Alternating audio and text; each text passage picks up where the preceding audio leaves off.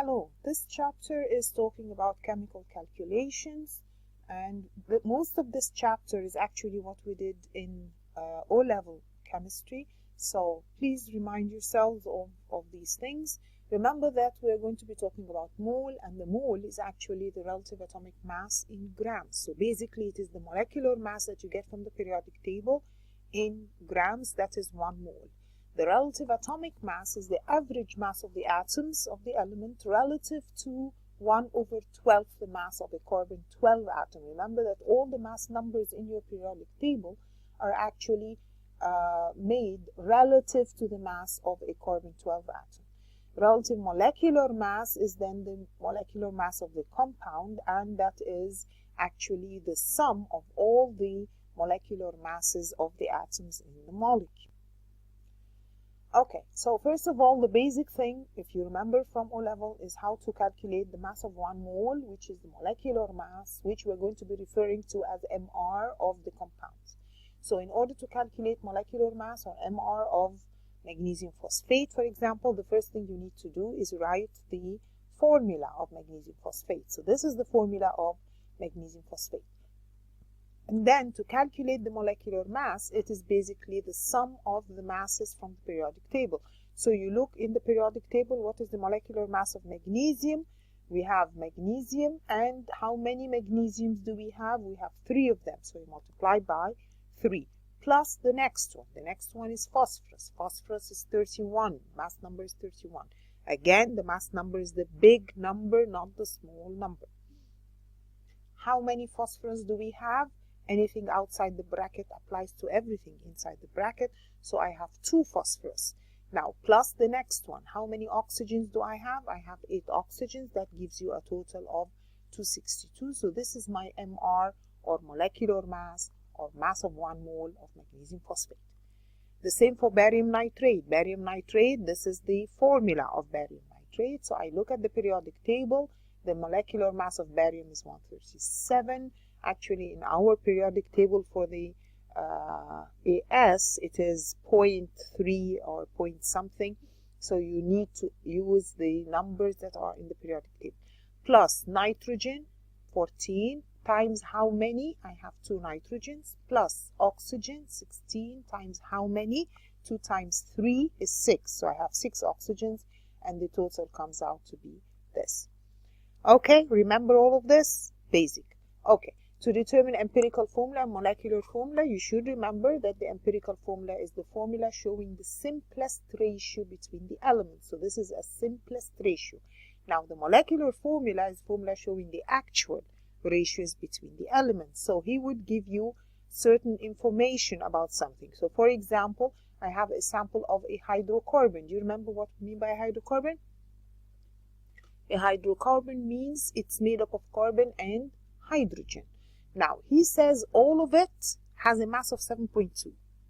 It has 6 grams carbon. So how much hydrogen does it have? The rest of the 7.2. So the first thing you need to do is determine that if I have 6 grams of carbon, then the rest of the 7.2, so 7.2 minus 6, that's 1.2, that is the mass of hydrogen. And remember that these numbers could either be masses in grams or percentages. You treat it in exactly the same way. Now, how did we calculate empirical formula? The first thing we do is divide through by the mass number of each one. So, mass number of carbon is 12. Mass number of hydrogen is 1. I end up with this. Now, the next step was, remember, the first step, divide by the mass number. The second step was divide by the smallest. Now, which of these is the smallest? 0.5 or 1.2? 0.5. So, I divide through by 0.5. I end up with what? I end up with numbers that should be whole numbers. But if I end up with something in between, I do not round it up. So if that 2.4 were, for example, 2.9, then I can round it up to 3. Or 2.1, I can round it up to 2. But if it is 2.4, I cannot round it up. I have to multiply by something that will change this 2.4 into a whole number. So you check, can I multiply by 2? Can I multiply by 3? Can I multiply by 4? Can I multiply by 5? Yes. 5 would give me 5 and 12. These are whole numbers. So my empirical formula is C5H12. Did you notice that? Okay. Another one, 18.2% potassium, 59.4% iodine, and the rest is hydrogen. Again, remember, 18.2% potassium, 59.4 iodine, the rest from the 100, because these are percentages. So 100 minus the total of K plus I, that's 22.4. So these are the relative percentages. Now, again, what are the steps that we do? First, divide by mass number of each one. Mass number of potassium, mass number of iodine, mass number of oxygen. I end up with certain numbers. The next step is divide by the smallest. The smallest is 0.47, so I divide all through by 0.47. I end up with 113, and that means that it is KiO3. Remember, you do not stop at the ratios. Do not get the ratios and stop. That's not the empirical formula. He's telling you determine the empirical formula. So your answer actually is KiO3, not the ratios of 1 to 1 to 3. Okay, then we need to calculate number of moles. And remember that we said we had three equations, three basic equations to get number of moles from O level. If he gives me a mass of something, then I can get it from the equation that says number of moles is mass over molecular mass. So in that case, number of moles is mass over molecular mass. That means if I want to get mass, how do I get it? Number of moles times mR. So I use this equation if in the question he's giving me information about masses of anything, mass of a solid, mass of a gas, whatever. This is the equation that I use to get number of moles. But if he's not giving me mass, if he's giving me volume of a gas, then I use number of moles is volume over 24. Remember that the volume has to be in decimeter cubed. So if it is in centimeter cubed, what should I do? I should divide by 1,000. Anything in centimeter cubed, I should divide by 1,000 before I get it into decimeter cubed, before I put it into the equation. Now, number of moles is volume over 24. That means to get volume, the volume is number of moles times 24. Okay, what if he doesn't give me mass? He doesn't give me volume of a gas, but he's talking about solutions. Hydrochloric acid, sodium hydroxide, and so on. Then I use the equation that says number of moles is concentration times volume. Again, the volume here has to be in decimeter cubed. Usually he gives it to me in centimeter cubed, so I have to divide it by 1,000. If I want to get concentration from that equation, then the concentration is number of moles over volume. Are we okay with this? So, number one, these equations should be memorized and you should be able to use them. Which one do you use? That depends on what he gives you in the equation. Okay, so for example, this question says calculate the number of moles of sulfuric acid in 20 centimeter cubed of 1 mole per decimeter cubed solution. Remember that if he gives you something centimeter cubed, that of course is the volume. If he gives me something in mole per decimeter cubed, that is the concentration. So this is a solution, acid. He's giving me volume, concentration. So which equation am I going to use? The equation that says number of moles is concentration times volume. The concentration is 1. The volume he gives me in centimeter cubed, I have to divide it by 1,000 before going on. And that means that the number of moles is 0.02 mole. Okay? What if he's saying what is the concentration of a solution containing 7.84 grams of phosphoric acid in 400 centimeter cubed? Okay, this is a mixture of two things. He's giving me grams and he's asking for concentration. Now, the grams that he gives me, I should be able to use to get number of moles. So, number of moles is mass over molecular mass. The mass is the 7.84. The molecular mass I calculate. 3 times 1 for hydrogen, plus 31, 1 phosphorus, plus 16 times 4 for the 4 oxygens. That makes the molecular mass. So mass over molecular mass gives me 0.08 mole. Now I can use this mole to get the concentration. Concentration is number of moles over volume. Remember, the volume has to be in decimeter cubed. So if he says 400 centimeter cubed, you divide by 1,000, that's actually 0.4 decimeter cubed, and that means my concentration is 0.2 mole per decimeter cubed. Following? Okay, another question. He says, how many moles of ions are present in this volume and this concentration. Now, if we have barium hydroxide, I can get the number of moles of the barium hydroxide. I have concentration and volume. Remember, divide by 1,000, I get this number of moles of barium hydroxide. But then each barium hydroxide has how many ions? Remember that if I ionize barium hydroxide, I will get 1 barium ion and 2 hydroxide ions. So I have a total of 3 ions. So if this is the number of moles of the barium hydroxide, I have to multiply them by 3 to get the number of moles of ions, because each mole gives 3 moles of ions. So my answer is actually C. Okay? Okay. Now, the new equation this year is what we call the gas equation, ideal gas equation. So number of moles is volume over 24 if we're talking about room temperature and pressure. So if he does not mention anything about pressure or temperature, or he says it's at room temperature and pressure, then I use that first equation. Number of moles is volume over 24. But if, and by the way, the L is the same as decimeter cubed, so that's actually decimeter cubed. For gases and volatile liquids, I can use PV equals nRT if he's asking for number of moles and he's giving me specific pressure and temperature and so on. Now, you have to be careful with the units. In order to get number of moles from this equation, the pressure has to be in Pascal. So he will tell me I have a pressure of whatever, 101,000 Pascal. Now, if he gives me in any other unit, I have to convert it to Pascal. So if he says the pressure is 1 atmosphere, 1 atmosphere is 101,000 Pascal. What if it is 2, 3, 4, 5? I multiply by this number to change it into Pascals. So if he's giving me the pressure in ATM, I multiply by 101,000 to change it to Pascal. He gives it in millimeter mercury because he could give me in millimeter mercury. Now, you should know that 101,000 Pascal is 760 millimeter mercury. So, if you want to change the millimeter mercury to Pascal, you divide by 760 in order to change it into Pascal. Okay? Volume has to be in meter cubed. So, if he gives it to me in centimeter cubed, I should divide by 10 to the 6.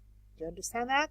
Because 1 meter cubed is 10 to the 6 centimeter cubed. If he gives it to me in centimeter cubed, I divide by 10 to the 6 or multiply by 10 to the minus 6. Okay? The temperature has to be in Kelvin. Usually he gives it in degrees centigrade. So you add 273 in order to change it to Kelvin. R is a constant. R will always be 8.31 when you use all of these units. Okay, so he gives a certain pressure, a certain volume, a certain temperature, and he's asking for the number of moles. Then this is the equation that we should use. And from this equation, remember, he could ask for other things. Now, if we say PV is equal to nRT, I know that the N is mass over molecular mass. That means PV is mass over molecular mass times RT. So if he's asking for the molecular mass, which he could ask for, you should realize that the molecular mass is the mass times R times T over PV. Sometimes he doesn't do that. He gives you density. And you should realize that density is mass over volume. So if I say mass, if I say that PV is equal to M over molecular mass times RT, then the M over V alone is the density. Molecular mass is density times RT over P. Okay, so you can play around with these equations depending on what he's asking for. So in the ideal gas equation, what are the units of N and T? You have to realize that N is the number of moles, so the unit is mole. And what about the unit of temperature? Well, the unit of temperature is Kelvin. Okay, 0.96 grams of oxygen gas is contained in a vessel of volume this at a temperature of that.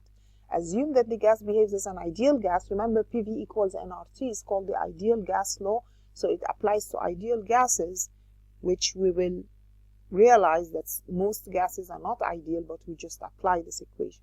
What is the pressure in the vessel? So again, pressure from that equation is mass over molecular mass, which is the number of moles, times RT over V. Include all what you have. Mass is 0.96 in grams. R is always 8.31. Temperature, you have to convert to degree Kelvin. So the 30 degrees centigrade, we said add 273 to it. That comes out to be 303 degree Kelvin. The molecular mass, he's talking about oxygen. So the molecular mass of oxygen is, remember that oxygen is O2. So 2 times 16, that's 32. The volume, he gives me the volume as 7 times 10 to the minus 3 in meter cubed, so that is fine, I put it. If it were not a meter cubed, I would have had to. Remember that kilopascal is 1,000 pascals. So if I'm trying to change Pascal to kilopascal, I divide by 1,000. So it comes out that my answer is 10.8 kilopascal. Following, okay, what is the volume of steam produced when 1 gram of ice is heated? Of course, ice is what? Ice is water, H2O, to 323 degrees Celsius or centigrade at a pressure of this kilopascal. Okay, he wants the volume. So if I say PV is equal to nRT, then the volume is nRT over P. Now, how do I get N? N is mass over molecular mass. Mass is 1 gram. Molecular mass of water, H2O, is 18. So that means I have this number of moles. I can then put it into the equation. The temperature, he gives me in degrees Celsius. I have to add 273 in order to change it to Kelvin. The pressure is in kilopascal. Remember that we said a kilopascal is 1,000 pascals, so you multiply by 1,000. Then you can put all of this into the equation, and it comes out to be 2.7 decimeter. Okay, when an evacuated tube of volume this is filled with a gas at this temperature and this pressure, the mass of the tube increases by 0.65 grams. So what could be the identity of the gas? So he's saying the mass of the gas is 0.65, and he's giving me volume, temperature, Pascal, and he wants the identity. How do I get the identity? From the molecular mass of the gas. So PV is equal to nRT. That means PV is mass over molecular mass. I try to calculate the molecular mass. I have a mass of 0.65, R 8.31. Temperature is already in Kelvin, so I just put it as it is. Pressure is in kilopascal, multiply by 1,000. 400 times 10 to the minus 6, that's my volume. The volume was 400 centimeter cubed. I have to divide by, or multiply by 10 to the minus 6 in order to change it to decimeter cube. That gives me a molecular mass of 40. So the question is, which of these has a molecular mass of 40? You will find that argon, remember again, molecular mass is the big number, not the small number. So that is argon. Chlorine exists as a diatomic gas. A sample of chlorine was made during a chemical reaction. When measured at 404 kilopascal and 25 degrees centigrade, the sample occupied a volume of this. Calculate the mass of chlorine. So, the equation, PV is equal to nRT. If I want mass, then I say that the N is mass over molecular mass. So, the mass is equal to this equation. Now, where is the pressure? The pressure is in kilopascal. I have to multiply by 1,000. So, instead of 404, it's 404,000 Pascal. Times, where is the volume? The volume, he says, is 20 centimeter cubed. I have to multiply that by 10 to the minus 6 to change it to decimeter cubed. Times the MR of chlorine. So chlorine molecular mass is 35.5 times 2 because it is Cl2. So I have the molecular mass 71. R is 8.31. Temperature, he says, is 25 degrees Celsius. I have to add 273 to change it to Kelvin. That means I have a mass of 0.23 grams. Okay, which gas sample contains the fewest molecules? Okay, remember that there is an equation. Okay, we have number of moles. Remember that Avogadro's number says that the number of moles is a specific number of molecules. So if he says fewest molecules, that means the least number of moles. That's what we're trying to get. So we calculate the number of moles for each one, and we determine which one has the lowest number of moles. and we find that this, for example, has the lowest number of moles. Remember, if he says fewest molecules, that means the least number of moles. Okay, a fluorescent light tube has an internal volume of this and an internal pressure of this. It's filled with this number of moles. What is the temperature? So PV is equal to nRT. Now he wants the temperature, so the temperature is PV over nR. And the pressure is 200 kilopascal. You need to multiply by 1000. The volume is 400 centimeter cubed. You need to multiply by 10 to the minus 6. The number of moles is 0.03 and R is 8.31, and I find that the temperature is 320.9 Kelvin. So that is the same as this answer. Okay, the density of ice is 1. What is the volume of steam produced when 1 centimeter cubed of ice is heated to this temperature at a pressure of 1 atmosphere, which is 101 kilopascal? Again, PV is equal to nRT. I want volume, so volume is nRT over P. N is mass over molecular mass, so that's the equation. So the mass is 1 because if I have a volume of 1 centimeter cubed of water, the density is mass over volume. Density of water is 1, and that means that the volume of the ice is the same as its mass. R is 8.31. Temperature, he already gives it to me in Kelvin. Pressure is molecular mass, is 18 because we're talking about ice, H2O. And the pressure is 101 kilopascal, so you need to multiply by 1000. And that means that your volume is 2.7 decimeter cubed, so actually it is C. Okay, another question.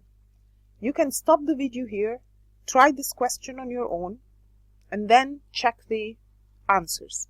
He says, when an evacuated glass bulb of volume 63.8 centimeter cubed is filled with a gas at this temperature and this pressure, the mass increased by this. Deduce whether the gas is ammonia, nitrogen, or argon. Again, we said if you're trying to get the identity of the gas, that basically means you're trying to get the molecular mass of the gas. So PV is equal to nRT. N is mass over molecular mass, so the molecular mass is mRT over PV. The mass, he says, is 0.103. R is 8.31. The temperature, he gives it to me in degrees Celsius. I have to add 273 before I put it into the equation. Divided by the pressure, he gives it in kilopascal, so I need to multiply by 1000.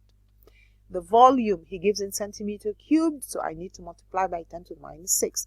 So that gives me a molecular mass of 40, and if you look at the periodic table, which one has a molecular mass of 40 out of these 3? It is argon.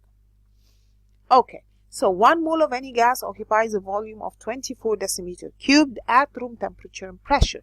Avogadro's law says that equal volumes of gases at the same temperature and pressure contain the same number of molecules. You should realize that 1 mole of any substance contains 6.02 times 10 to 23 molecules. Remember, molecules. Now, if he's looking for ions, then you have to multiply by the number of ions in each molecule.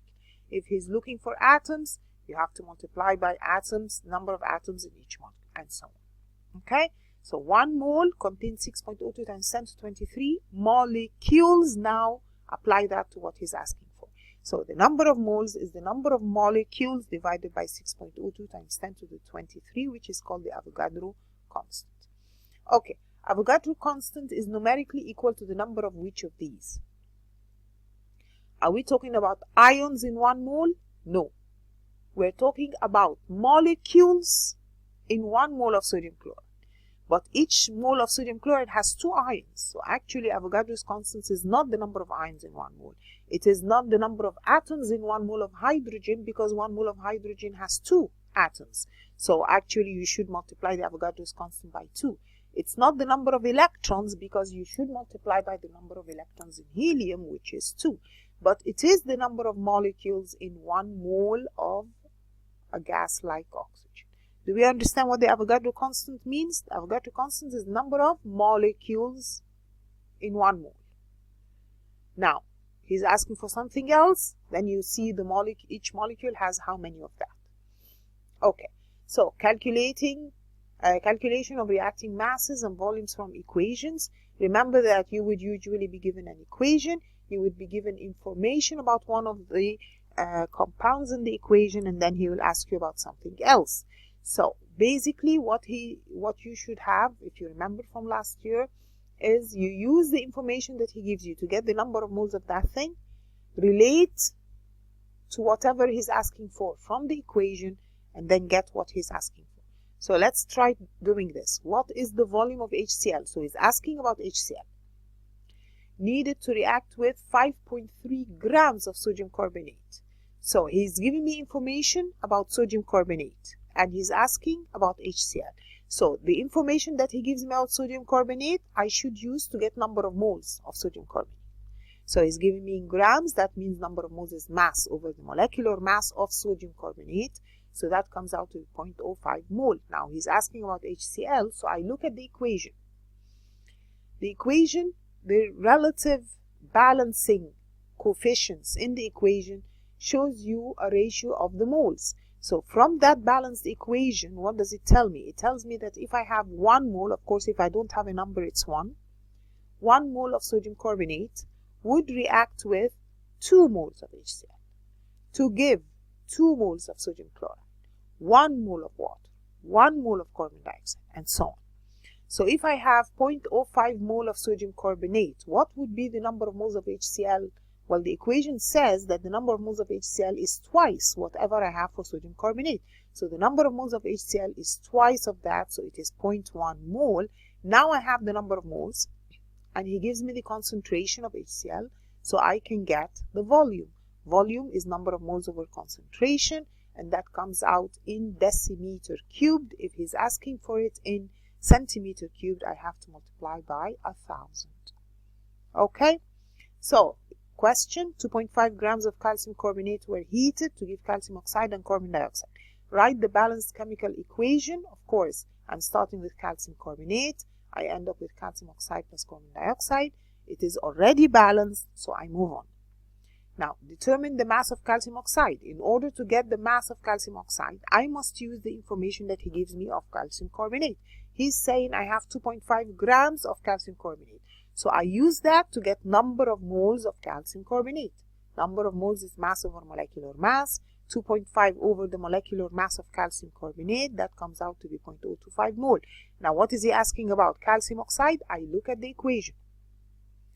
The equation tells me that if I have 1 mole of calcium carbonate, it gives 1 mole of calcium oxide. That means the number of moles of calcium oxide is the same as the number of moles of calcium carbonate. And that means to get the mass of calcium oxide, mass is number of moles times mR, the mR of calcium oxide, and I end up with 1.4 grams of calcium oxide. Do we understand this? So it gives me information about something, I use it to get its number of moles. Relate it from the equation to whatever he's asking for and find out what he wants. So if he says determine the volume of carbon dioxide, again I'm going to relate it to the calcium carbonate. From the equation, the number of moles of calcium carbon dioxide is the same as the number of moles of calcium carbonate. So the number of moles of carbon dioxide again is 0.025. Then I can get the volume. But which equation am I using? This is volume of a gas. So you should realize that we're using the equation that says number of moles is volume over 24. So volume is number of moles times 24. And that means I end up with 600 centimeter cubed. Okay? Again, 9.8 grams of potassium chlorate. So remember, if you don't know what is chlorate, then he will give you the formula because we did not study what is chlorate. So potassium chlorate is gives potassium chloride plus oxygen. I balance that, and then I determine the mass of potassium chloride. In order to determine the mass of potassium chloride, I have first to get the number of moles of the potassium chlorate. So number of moles of potassium chlorate is the mass over the molecular mass. From the equation, the number of moles of potassium chloride is the same because 2 gives 2. And that means that the mass is number of moles times the mR of KCl, and I end up with 5.96 grams of KCl. If he says determine the volume of the gas, then I should realize from the equation what would be the number of moles of the oxygen. Well, the equation says if I have 2 moles of KClO3, it gives 3 moles of oxygen. So if I have 0.08, it will give how much? It will give 0.08 times 3 over 2. So that will be the number of moles of oxygen. Then I can get the volume from the equation that says volume is number of moles times 24. Okay, so far? Okay. What about to calculate percent purity? Sometimes he says I'm starting with something that is impure. I'm starting with, let's say, 5 grams of impure something. That means that I really don't know the mass of the substance, because if it is impure, that means I have a mass of pure substance and impurities and so on. So I need to get the percent purity by calculating what he should get, a mass of the pure substance, and then divide that by the mass of the impure substance times 100. So percent purity is mass of the pure substance over the mass of the total times 100. So for example, this equation says, or this question says, an excess of hydrochloric acid was added to 1.23 gram of impure barium carbonate. That means I really don't know what's the mass of barium carbonate. So don't use that mass as mass of barium carbonate to get number of moles. That's not the mass of barium carbonate. He's telling me the volume of carbon dioxide collected was 0.12 decimeter cubed. The impurities did not react with the acid. Calculate the percent purity. Now I need to use the volume of carbon dioxide in order to determine what was the original mass of barium carbonate. So I use that to get number of moles of carbon dioxide. So it's 0.12 over 24. Remember that number of moles of a gas is volume over 24. So that is number of moles of carbon dioxide. Now from the equation says if I have number of moles of carbon dioxide, that is the same as the number of moles of barium carbonate. Now I can calculate what was the original mass of barium carbonate. The mass is number of moles times mR. So that means that I originally had 0.985 grams of barium carbonate. That means that out of the 1.23 grams of the impure substance, there is 0.985 grams of barium carbonate. So the percent purity is the mass of the barium carbonate over the total times 100. So the percent purity is 80.1%. Okay, to calculate percent yield is the actual yield over the theoretical yield. So if he says that he did an experiment, usually when we do an experiment, what we get is much less than what we should get. So the theoretical yield is what you calculate that you should get. The actual yield is actually what he got in the experiment. So for example, if he says 4.8 grams of hydrogen reacted with excess nitrogen to give 12.8 grams of ammonia. Now the 12.8 grams of ammonia is what he actually got. We're not going to use that now. We're going to calculate what he should get of ammonia and then use this to calculate the percent. So he's saying he started with 4.8 grams of hydrogen. I use that to get number of moles of hydrogen, mass over molecular mass. So that means that I have 2.4 moles of hydrogen. Then I look at the equation.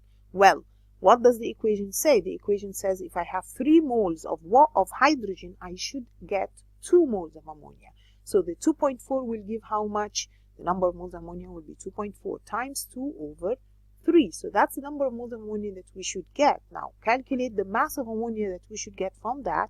Mass is number of moles times mR. So actually he should have gotten 27.2 grams of ammonia. But what did he actually get? He got 12.8. So the percent yield is 12.8 over what he should get times 100, and that means his percent yield is about 47%. Do we understand that? Okay, a question. Ammonia is manufactured from hydrogen and nitrogen in the Haber process. If he starts with 60 tons of hydrogen, and remember that 60 tons, a ton is 10 to the 6 of a gram. So 60 tons of hydrogen produce 80 tons of ammonia. What is the percent yield in the reaction? Well, to get the percent yield, I have to get the original first. So he's saying number of moles of hydrogen. Number of moles of hydrogen is mass over molecular mass. So that is about 30 moles. If we use it in tons, Actually, it will end up the same thing, but you should be doing it in grams. So 30 moles of hydrogen gives 20 moles of ammonia. So the mass of ammonia is the number of moles times the MR. So I end up with this. And the percent ammonia is what? Is the 80 over the total times 100. He got 80. He shouldn't have got 80. He should have got 340. So it is 80 over 340 times 100. Limiting reactants. What do we mean by limiting reactants? We use this when he gives information about both reactants. Remember that in all of these questions that we have done, he gives information about what he started with, only one of the reactants. But now he gives me information about two reactants. I have to decide which one was limiting and which one was excess before I can continue. For example, if he says I have 50 grams of nitrogen, 40 grams of hydrogen reacted, calculate the number of grams of ammonia that could be formed. Well, in order to get how much ammonia, you should first of all decide, are you going to relate it to the nitrogen or are you going to relate it to the hydrogen? Well, we need to get the number of moles of each one first. Number of moles of nitrogen is 1.79. Number of moles of hydrogen is 20 according to what he gives me. So if we have about 1.8 mole of nitrogen, how many moles of hydrogen do we need to react with it? We need to react 3 times of that. So 3 times about 2, I needed only less than 6 moles of hydrogen. He put 20. So obviously hydrogen is excess. And that means, when it is excess, that means I don't use it for any other calculations, because this is the one in excess, so the other one is the limiting, and that means it is the nitrogen that is limiting. So I get the number of moles of ammonia related to the nitrogen, not to the hydrogen. Do we understand that? Okay. Percent atom economy. Percent atom economy is something new this year. It is basically the molar mass of the desired product over sum of the molar masses of all products. So he'll give you an equation. For example, pentadecane gives many things: ethene, propene, octane. So which one were we trying to prepare, for example? So if he's asking what is the atom economy for this reaction in terms of production of alkenes. So he was trying to make alkenes, but the reaction gave me alkenes and octane. So the percent economy will be the mass numbers of the required product over the total mass of all the products. So what is the required product? The required product is the ethene and the propene, but I have 2 ethenes, so 2 times 28, plus the propene, which is 42. That is what was required. Now I'm going to divide that by the total masses of all the products. 28 times 2, because I have 2 of the ethene, plus 42, plus 114. That gives me a percent atom economy of 46%. Remember that the atom economy, the higher it is, the better. It is higher if the only products are what you're looking for. So if something gives you only the product that you're looking for, then that means your atom economy is 100%. If not, then the reaction is less efficient. So glucose is fermented to produce ethanol. What is the atom economy for production of ethanol? So he was trying to produce ethanol. Now the mass number of ethanol times 2 over the total mass number of ethanol times 2 plus the mass number of carbon dioxide times 2, that comes out to be 51%. So the atom economy of this reaction is 51%. Again, that means that if I have another method of making ethanol where ethanol is the only product, then that means that the mass of the required over mass of total will be the same, and that means I will have 100%. That would be a much better or more efficient method than a lower atom economy. Parts per million. To calculate parts per million, it is the mass in grams over the total mass in grams. If it's a solution, you know that the volume of the solution is the same as the mass of the solution. So the mass in grams over the total mass or the total volume of the solution times 10 to the power 6. So if we have 2000 grams of a solution containing 0.015 gram of solute, the concentration of the solute in parts per million is what? We said it is the mass of the solute over the total times 10 to the 6. So this is 7.5 parts per million. Again, if he says 0.045 of a solute grams in 1500 grams of solution, then it is 0.045 over the 1500 times 10 to the 6. That is how we get parts per million.